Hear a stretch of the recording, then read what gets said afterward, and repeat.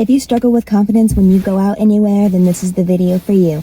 So I'm going to give you some examples of things that I do personally to help me with my confidence, and I hope that you can try it and experiment with it and see if it works for you. And if it does, let me know.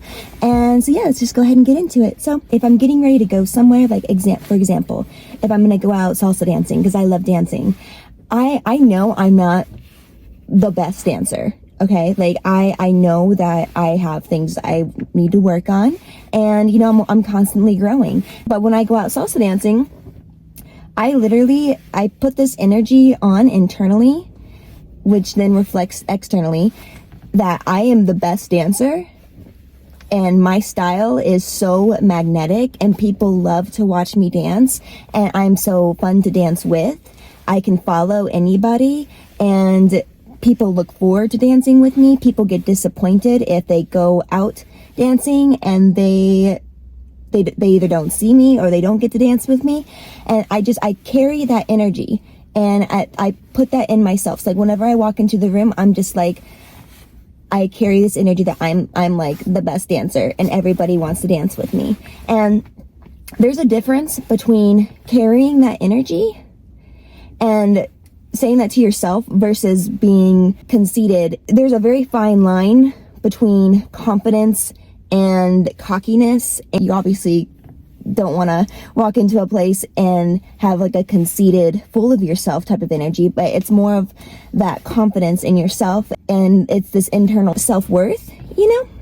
And what's interesting is ever since I've been doing this, I feel like every time I go out dancing now, I have a couple of people approach me that I've either never met, or maybe I've danced with a couple times, or someone I've never danced with. They'll say, Nikki, I love watching you dance. Like you are such a beautiful dancer. Like you're so fun to watch. I really enjoy watching you. And I'm like, oh my God, thank you so much. And like I even went out dancing this past weekend, and this girl came up to me, or I was walking past her, and she's like, oh my God, I love watching you dance. Like, you're just so graceful and so dainty and so beautiful and so graceful and all this stuff. And so it's just clearly the energy that I'm carrying has that effect. You know what I mean? And people can feel your energy. If you walk around there with, lacking that self-confidence, people are going to feel that, and they're going to respond accordingly. Even like when you're in a relationship or something like this, you don't want to tell them your insecurities, you know what I mean? Like, because the thing is, it almost breaks the illusion in some kind of way. So when someone finds out that you're super self-conscious, and like, I'm not saying don't share your internal issues with your significant other, but just be very careful, especially like early on, and definitely don't be one of these people who are like constantly complaining about something that you're self-conscious about. Like, oh my God, I'm so fat. Like, oh my God, I'm ugly. I'm this, I'm that. It's just like, it gets old. It gets old. Okay. So here's another thing for your confidence. It's fake it till you make it. And you're not really faking it. Like if you just take a couple moments to just look in the mirror and just tell yourself, like, I'm beautiful. I'm this and that. I'm radiant. I'm magnetic. And you just take a couple minutes, and then your body listens to those words, and it starts to like respond on the cellular level. And, you know, because our body is made up of like, I can't remember the percentage of water, but we're made up of a lot of water. Okay. And I'm sure you've heard of the experiment where they took water and like they spoke really nice words to it, and then they spoke really mean words to other water, and they froze it, and it froze differently. Like the water that was spoken to negatively froze in like these really crazy, evil looking patterns almost, and then the water that was spoken to nicely was like very symmetrical and beautiful and all these things. And so the water in our body would only respond the same, you know what I mean? And so it's not woo-woo to actually use these types of tactics, actually using the vibration of your voice to change what's going on with you on a cellular level. But going back on the relationship thing, you don't want to just tell the person that you're with all of your insecurities, because most likely they're not even going to notice what it is that you're insecure about. And if they discover that you are insecure about this, if they're a toxic person, they could use it against you, for one. I'm not like trying to put fear into here or anything like this, but they could use it against you. And also there is an aspect of it kind of destroys that illusion of like confidence and It's like self-worth. I mean, think about if you're with a guy and he doesn't like complain about how self-conscious he is and all these things. In your mind, subconsciously, you put him on a higher level because you're like, oh wow, he really knows his worth, and he never complains about anything that he's like self-conscious about. He must not be self-conscious about anything. Obviously that's not true. I mean, we're all self-conscious about something, you know what I mean? I mean, maybe not. But then if you kind of think like, oh, what if he started complaining about like he thinks he's ugly, and then you feel like, oh, you have to reassure him. But then in your subconscious mind, it almost elevates you, because you're like, okay, he thinks he's ugly and he's with me, and I know I'm beautiful, so maybe he thinks that he's not good enough for me. These are just like subconscious things that could be happening, you know? And so it's gonna happen to him too. Like if you start complaining like, oh, I'm ugly, like I'm this and that, he's gonna start thinking that he's actually too good for you, and you're like on a lower level than him because you're so self-conscious. People view you in a different light when they know that you're confident and they know that you have self-worth. And it's really strange how the subconscious mind works, but when somebody doesn't hear you complain about your insecurities, they subconsciously put you on like a higher pedestal because they see your beauty, they see your worth, they see all this, and then they never hear you denying it, and they never hear you talking badly about yourself. They're gonna be like, oh, she has a lot of worth and she knows it. Then if you have a good, like a nice sweet personality, that's just like the cherry on top, you know what I mean? And so don't complain to people about your insecurities. That's another thing with your confidence. Do not complain to people about your insecurities. Don't do it. Just don't. The thing is, if you need to complain to people about your insecurities, you have to look internally as to like, why is it that you're complaining about your insecurities? You have to ask yourself the deeper meaning behind why you're complaining about your insecurities. Are you wanting reassurance? Are you wanting some form of love? Are you wanting some sort of attention? Do you really think that you're ugly? Like, do you really think that? Like 100% of the time? Because like when you say that you're ugly, I believe that people, when they say they're ugly, they don't really believe that they're ugly 100% of the time. But ask yourself, do you really think that you're ugly? And if you do think you're ugly, do something about it. I mean, like, I'm just gonna say, like, do something about it. Do something with your hair. Start doing your makeup differently. Go have your makeup professionally done or I don't know, get on YouTube and experiment with things. Start getting facials. Do your skincare. Like, go get fillers if that's something that you feel like you need to do. My phone died, so we are back at my place now. So let's just say you think that you're unattractive. Well, look at yourself and ask yourself, what is it that you did today to put effort into your appearance?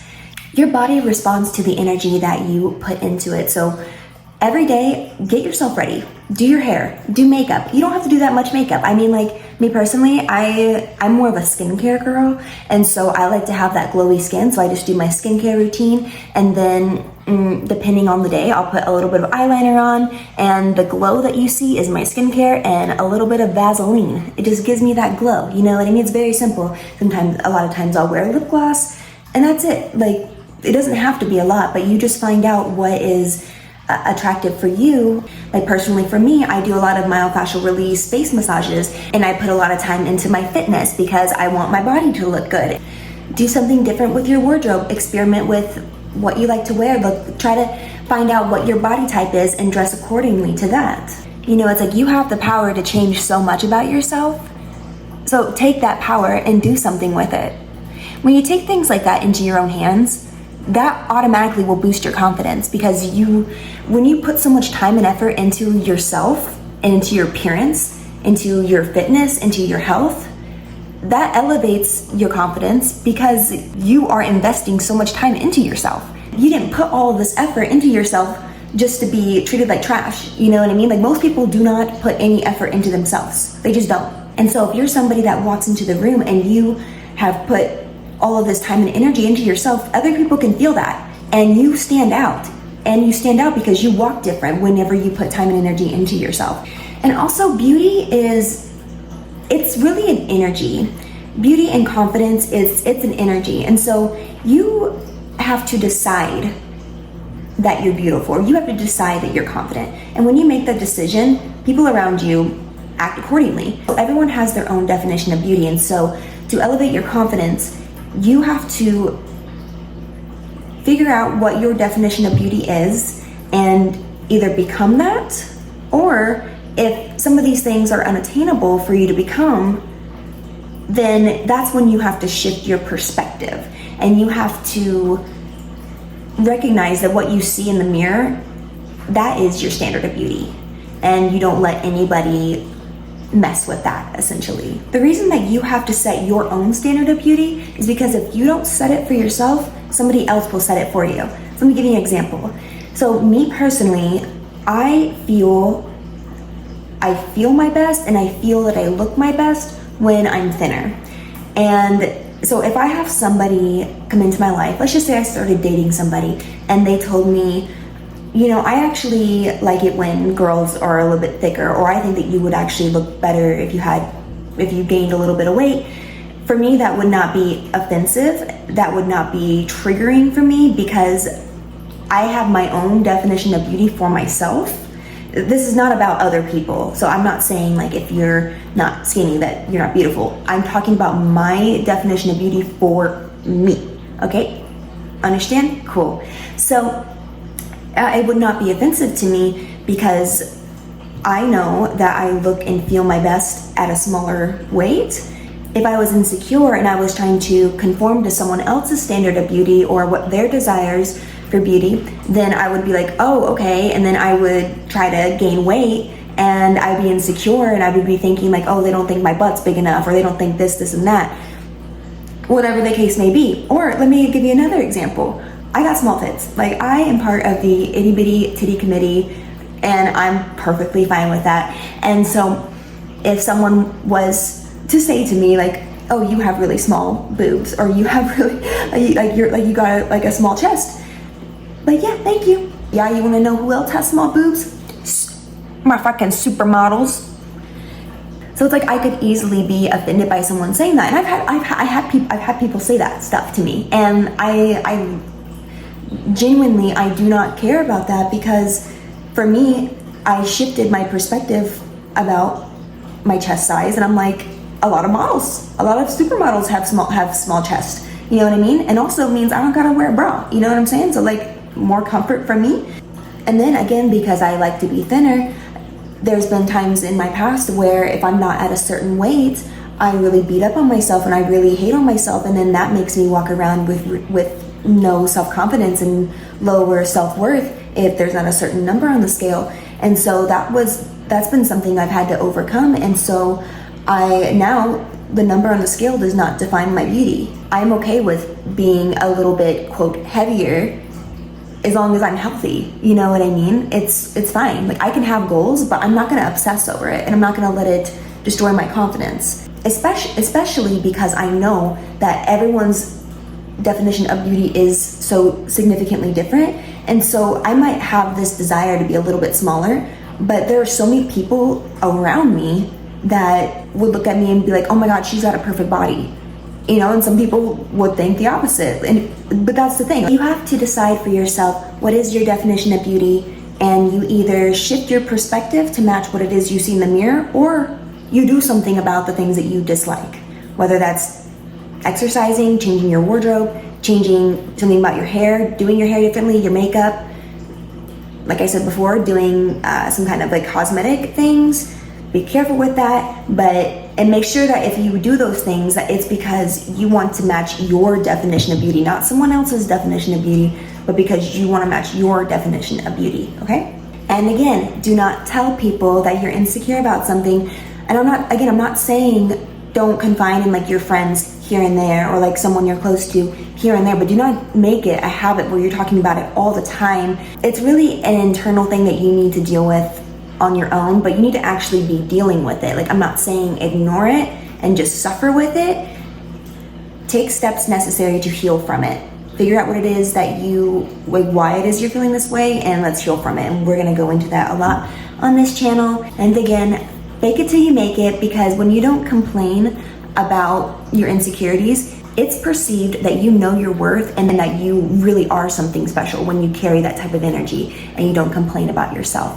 And so many people have a habit of just complaining about their insecurities to strangers, and or even like friends that are like not even that close to them, or people that they just start dating, and you're really just giving your power away, and you really just don't do it. Do not do it. So I hope that this was helpful. Let me know in the comments if it was. Make sure you give the video a like, thumbs up, and leave a comment for me, and make sure you subscribe for more content. And yeah, toodles.